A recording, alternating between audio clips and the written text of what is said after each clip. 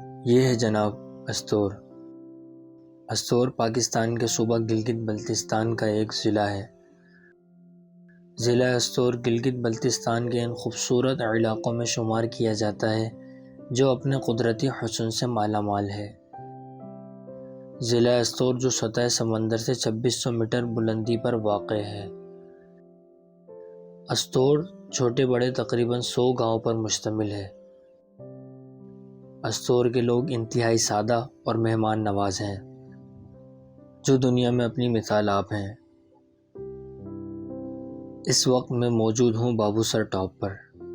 नारान वाली वीडियो मैंने बाबूसर टॉप पर ख़त्म की थी और यहीं से अब मैं अस्तोर जा रहा हूँ, तो चलिए मेरे साथ। ये सफ़र मैंने 3 हिस्सों में तकसीम किया है। पहला बाबूसर टॉप से चिलास, दूसरा चिलास से अस्तोर मोड़ तक, तीसरा अस्तोर मोड़ से अस्तोर तक। मुझे बचपन से ही बाइक चलाने का शौक़ था। कार का शौक़ मुझे बिल्कुल भी नहीं है। ये जब की बात है जब मेरी उम्र तकरीबन 7 साल थी। मेरे अब्बू के पास होंडा CD70 थी जिस पर मैं खामखा बैठा रहता था और किक मारता रहता था कि बाइक स्टार्ट हो जाए, और अगर गलती से बाइक स्टार्ट हो जाए जो मेरी खुशी होती थी, इसका तो मज़ा ही अलग था। लेकिन बाइक स्टार्ट करने से मेरे अब्बू मुझे डांटते थे, और जब मैं अपने अब्बू के साथ बाइक पर सफ़र करता था तो पाँव ज़मीन पर लगाने की कोशिश करता था कि किसी तरह मेरे पाँव ज़मीन पर टच हो जाए। और जैसे ही अब्बू को पता लगता कि मैं ऐसा कर रहा हूँ, मुझे फिर बातें सुनने को मिलती थी।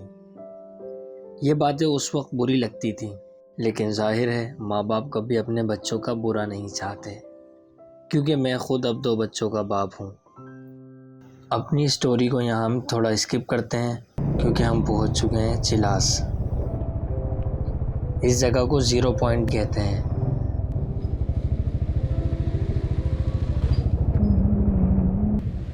यहाँ से बिल्कुल साफ पानी आ रहा है, वहाँ से गंदा पानी आ रहा है।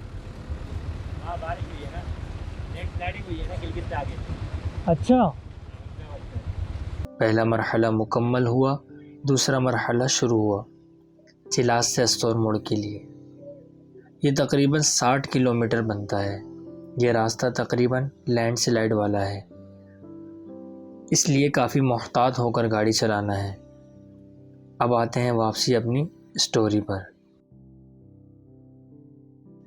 मुझे लगा कि अब मुझे तो बाइक सिखाएंगे नहीं। एक दिन मैंने बाइक की चाबी ली, बाइक पैदल पैदल अपने चाचा के पास लेकर गया कि मुझे बाइक चलाना सिखाओ। 1-2 घंटे मिन्नतें की, लेकिन कोई फ़ायदा नहीं हुआ। मैं नाराज़ होकर बैठ गया।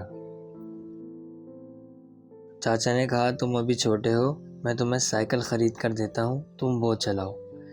फिर उसी वक्त कराची के एतवार बाज़ार से 800 रुपये की पुरानी साइकिल ख़रीदी। मैं उस साइकिल पर वक्तन फ़वक्तन मॉडिफिकेशन करता रहता था, जिस तरह मैं अपनी इस बाइक पर मॉडिफिकेशन करता हूँ, इस साइकिल की भी करने लगा। कभी पैसे जमा करके 20 रुपये लगाए, कभी 40 रुपये लगाए। इसी तरह मैंने 800 रुपये की साइकिल पर 500 रुपये लगा दिए। मुझे उस वक्त 3 रुपये से 5 रुपये तक मिलते थे, क्योंकि हम उस वक्त गरीब थे। अब अल्लाह पाक का जितना शुक्र अदा करें कम है। मोहल्ले वाले मुझे साइकिल का राइडर कहते थे। उस साइकिल को मैंने इतना चलाया जितना उस साइकिल को चलाया जा सकता था। और साइकिल में कोई भी मसला होता था तो मेरे अब्बू सही करके देते थे। वो साइकिल में किसी को भी नहीं चलाने देता था, हत्ता कि अपनी बड़ी बहन को भी नहीं चलाने देता था, जिस तरह ये बाइक किसी को भी नहीं देता। कुछ साल बाद मैंने ये साइकिल 800 रुपये की ही बेच दी। फिर मैंने 15 साल की उम्र में अपनी न्यू 70 सीसी बाइक ख़रीदी। मैं हर जगह अपनी बाइक से मशहूर होने लगा, क्योंकि मैं स्कूल भी बाइक पर जाता था और कोचिंग भी। इसी वजह से मैं अपने स्कूल में, कोचिंग में, दोस्तों में, रिश्तेदारों में मशहूर था कि इसने तो 15 साल की उम्र में अपनी न्यू बाइक ख़रीद ली।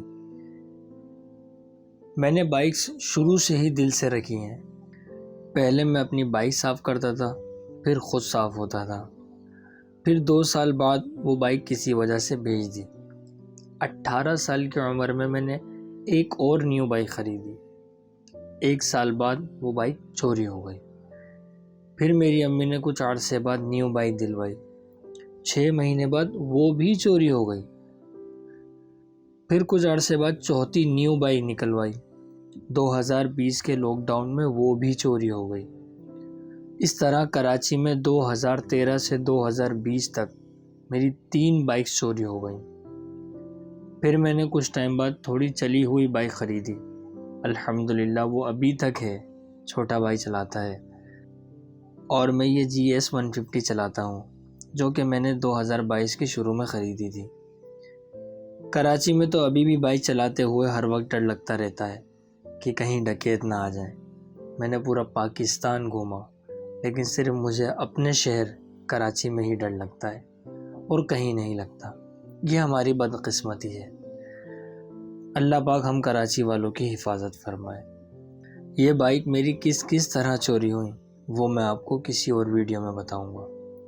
7 साल की उम्र से 25 साल की उम्र तक अपनी बाइक की कहानी सुनाई। आपको मेरी कहानी कैसी लगी कमेंट में ज़रूर बताएं।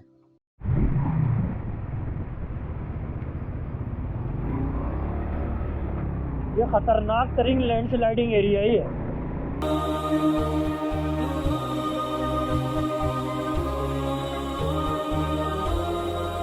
यहाँ पर 3 चीज़ें हैं। वरना सामने पहाड़ की खूबसूरती देखें, नीचे बहता दरिया देखें, या ये ख़तरनाक रोड पे बाइक चलाएं।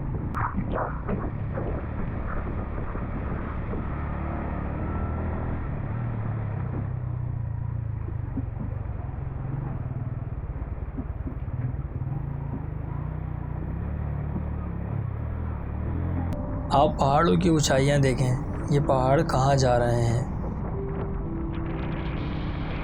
क्या बेहतरीन मंज़र है, सामने का नज़ारा ही अलग है।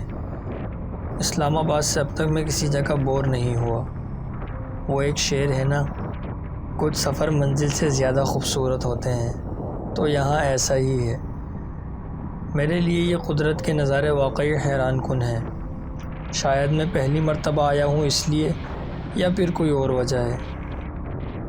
जब आप सुबह 7 बजे से बाइक चला रहे हों, थकन से जिस्म टूट रहा हो, फिर भी ये नज़ारे आपको लुत्फ़ दे रहे हों, तो फिर कुछ तो है इन पहाड़ों में। पहाड़ों पर जाने का नशा एक ऐसा नशा है जो हलाल समझा जाता है, और जिसको इस नशे की आदत हो जाए वो सारी ज़िंदगी पहाड़ों का होकर रह जाता है। वीडियो बनाने के चक्कर में टर्न लेना ही भूल गया। यह है जनाब अस्तोर मोड़। अब हमारा दूसरा मरहला भी मुकम्मल हुआ। यहाँ से हमारा तीसरा और आखिरी मरहला शुरू होता है। ये भी तकरीबन 45 किलोमीटर बनता है। ये जो आप मेरे पीछे दरिया देख रहे हैं ना, ये गिलगित से आ रहा है। अब नज़ारा चेक करें, ये देखें, इतना कोई सुकून है यहाँ पर।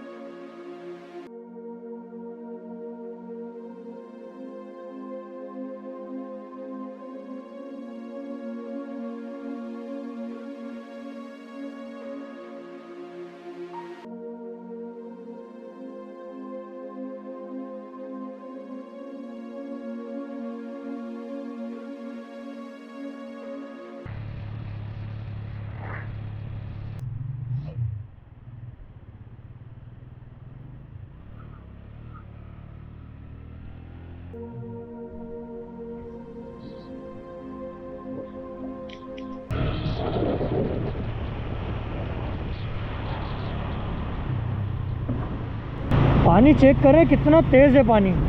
ये देखें पानी की स्पीड देख के चक्कर आ रहा है मुझे इसको। तो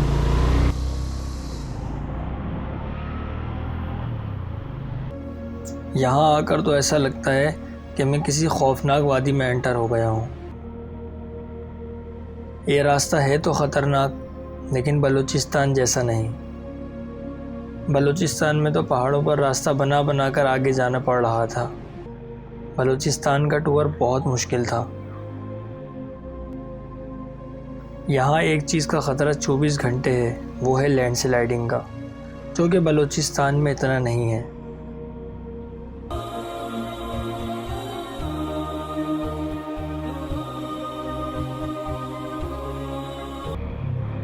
ये सारा ख़तरनाक और डेंजर रास्ता है, डेंजरस रोड। ये तो ऑफ रोड नहीं है, पक्का रोड है। ऑफ रोड होता तो और कितना डेंजर हो जाता।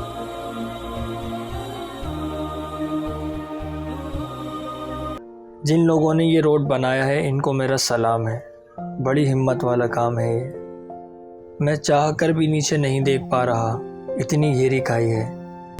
बहुत ख़राब रोड है, ऑफ रोड है, लैंड स्लाइडिंग है। पीछे लैंड स्लाइडिंग छोड़कर आए, इतने बड़े बड़े पत्थर नीचे आए हुए थे। अस्तोर वैली के रास्ते में सफ़र करते हुए 1 घंटे से ज़्यादा हो गया और रोड काफ़ी ख़राब है। बहुत ज़्यादा कीचड़, दलदल, पत्थर, लैंड स्लाइडिंग। और आप ये रोड देख सकते हैं, पहाड़ भी नज़र नहीं आ रहे, इतने बड़े बड़े पहाड़ हैं, कुछ भी नज़र नहीं आ रहा। थोड़ा बेहतर रास्ता आया भी यहाँ पर। अस्तोर 23 किलोमीटर। अस्तोर पहुँच गया हूँ। अस्तोर मोड़ से अस्तोर तक 2.5 घंटे में पहुँचा हूँ। तकरीबन इस तरह का रोड मिला सारा। मैं अपने लिए होटल ढूंढता हूँ। अब मैं आराम करूँगा। आप यहाँ के नज़ारे देखें। मिलते हैं किसी और वीडियो में। अल्लाह हाफिज़।